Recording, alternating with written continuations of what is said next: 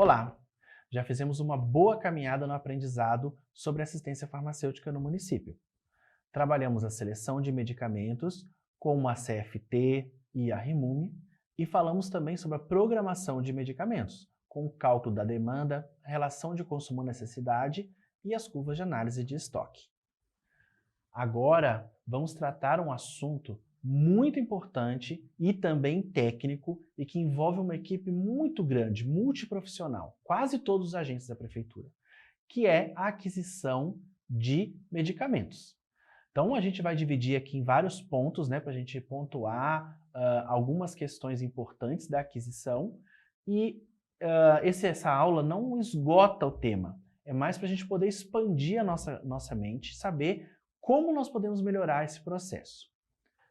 Como a gente está vendo no próximo slide, o artigo 37 da Constituição Federal de 88, ela coloca um princípio constitucional que é a licitação. Então, o recurso do Estado, que é utilizado para comprar coisas para o Estado, ele tem um significado maior que apenas a compra. Ele movimenta a economia, ele serve para para um crescimento do país como um todo. Então, por isso que a licitação ela é um preceito constitucional. E ela tem vários princípios que elas devem ser seguidas. E a gente vai especificar um aqui, que é a proposta mais vantajosa, porque eu vejo que é um problema que acontece muito quando a gente faz a seleção, a aquisição dos medicamentos no nosso município.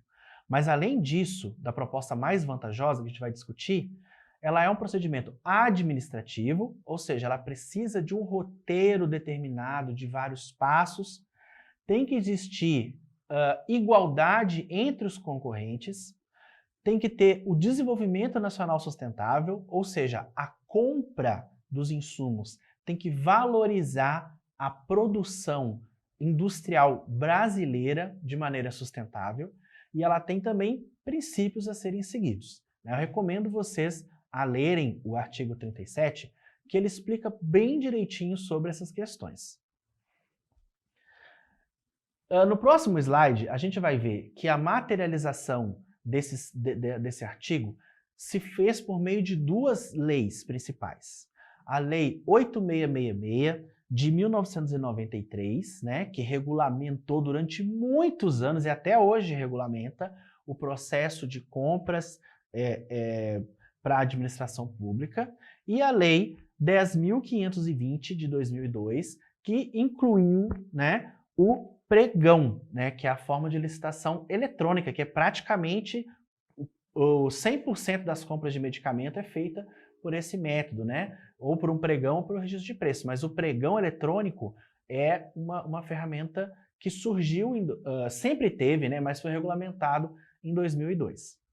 Recentemente, em 2021, surgiu uma nova lei, que é a Lei 14.133. Então, ela veio para dar mais celeridade ao processo de compras, e a validade dessa lei foi implementada a partir de abril de 2023. Ou seja, todas as prefeituras, o Estado, a União, todos os compradores públicos tiveram 2 anos para se adaptar a essa nova lei. A partir de abril de 2023 ela está valendo. Mas ela não excluiu 100% a Lei 8666. Então acaba que precisa de ter uma análise dessas duas leis mais aprofundadas para conhecer o processo de aquisição, não só de medicamento, mas de qualquer outro tipo de insumo.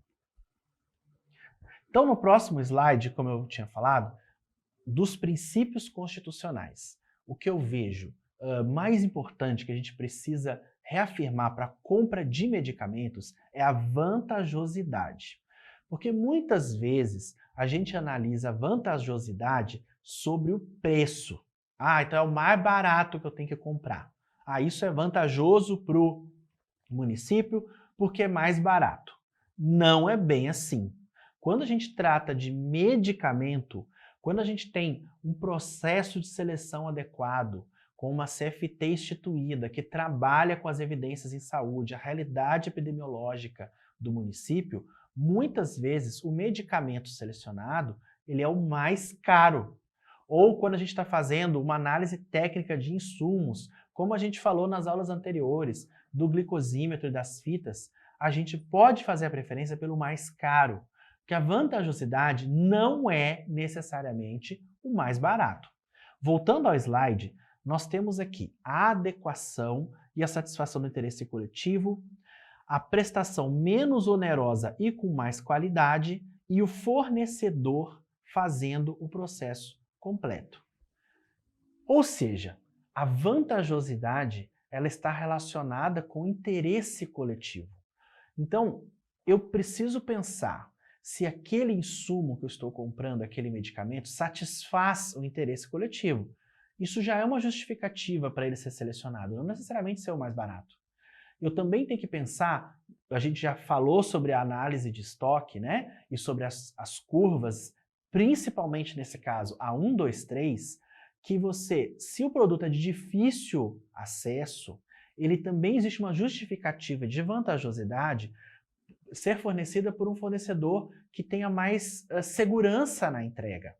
Então, a vantajosidade não é sobre o preço somente, né? Porque o interesse coletivo também está no benefício que ele vai trazer. Por isso que é importante nós termos uma equipe multiprofissional trabalhando na aquisição. A aquisição não é um processo só do setor de compras ou da procuradoria do município. Toda a assistência farmacêutica tem que estar envolvida nesse processo. Então, no próximo slide, a gente vai ver a essência de um procedimento administrativo, que é outro princípio constitucional. Então, as compras públicas, elas acontecem por duas fases, uma fase interna e uma fase externa. Então, a fase interna, ou seja, todo o procedimento para a construção da publicação do edital da licitação. Então, o edital, né, que vai reger as compras, né, tem vários procedimentos, ele passa por muitas mãos, passa pelo setor administrativo, pelo setor jurídico, setor de compras da prefeitura, passa pela Secretaria Municipal de Saúde, passa pela farmácia, né? Então, para que esse documento saia bem redigido, com as regras de maneira clara, para garantir os princípios constitucionais que a gente discutiu ali atrás. E a segunda etapa é a fase externa, ou seja, o que vai acontecer depois que o edital for publicado. Então, a fase externa vai envolver o levantamento dos fornecedores, o cadastro desses fornecedores, a verificação, a realização do certame, né, a adjudicação dos itens, o empenho. Então, o processo de aquisição ele é extremamente complexo e tem várias etapas. Ou seja, a assistência farmacêutica tem que estar envolvida em todas elas. Ah, mas eu não sou eu que compro. Eu preciso, pelo menos, conhecer a pessoa que compra, conversar com ela, porque senão o setor que compra produtos para a prefeitura também compra medicamento. E se eu tiver com o medicamento em falta, algum processo que eu preciso de mais celeridade, se a pessoa que compra não compreende a análise de estoque que eu fiz, olha como é que a programação é importante.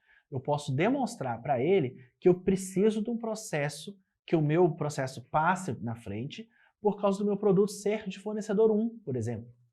Eu preciso discutir com o jurídico da prefeitura sobre o critério de vantajosidade, que não necessariamente é o menor preço, e elaborar pareceres para que essa vantajosidade seja aceita.